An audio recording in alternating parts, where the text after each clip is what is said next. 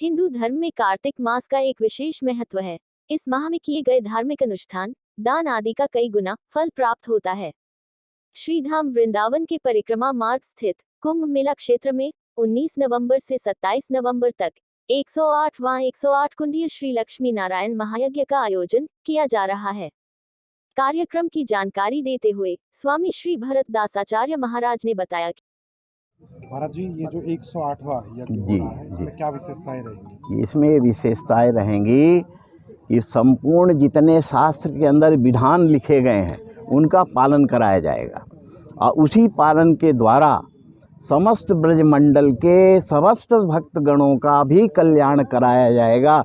पर्यावरण की शुद्धि होगी, जलवायु पवित्र होगा और नाना प्रकार के जो दोष उत्पन्न होते हैं वो समाप्त होंगे, निरोगी काया होगी। ये सारे परिणामों के द्वारा इस यज्ञ का वैभव बढ़ेगा और इसकी प्रदक्षिणा जो होगी वो सभी कर सकेंगे, किसी को प्रतिबंधित नहीं है। लेकिन यज्ञ मंडप की एक मर्यादा बनाई गई है, उसी मर्यादा से ही सारे कृत्य होंगे यहाँ। इस प्रकार की ये व्यवस्था है।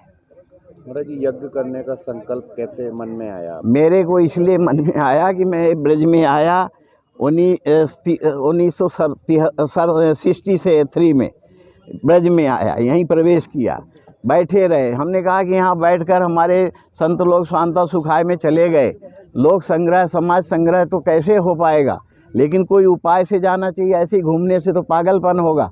उसी समय प्रभु के चरणों की सेवा करते करते मन में आया जागृति, कोई निश्चय करो करने का कर्त।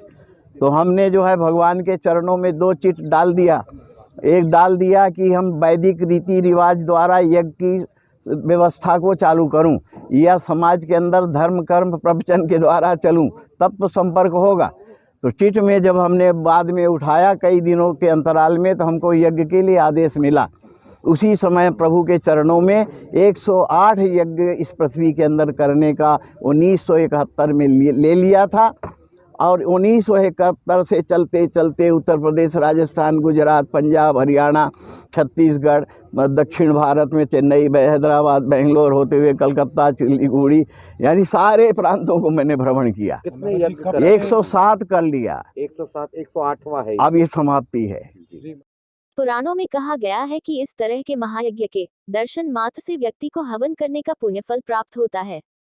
महायज्ञ के मुख्य यज्ञ आचार्य बालकृष्ण जी ने बताया कि बालकृष्ण शास्त्री इस यज्ञ का यज्ञाचार्य। महाराज जी, ये यज्ञ होगा कब से कब तक यहाँ पे ये कार्यक्रम चलेगा? 19 नवंबर से जल यात्रा से प्रारंभ होगा।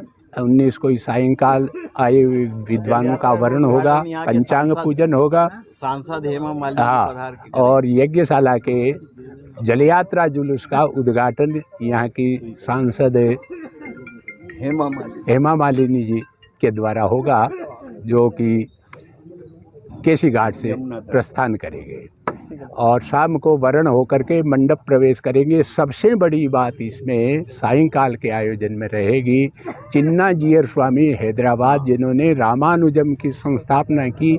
हमारे भारत के प्रधानमंत्री भी उस उद्घाटन में गए थे, तो वो उनके द्वारा दीप प्रज्वलित होकर के यज्ञशाला का शुभारंभ होगा।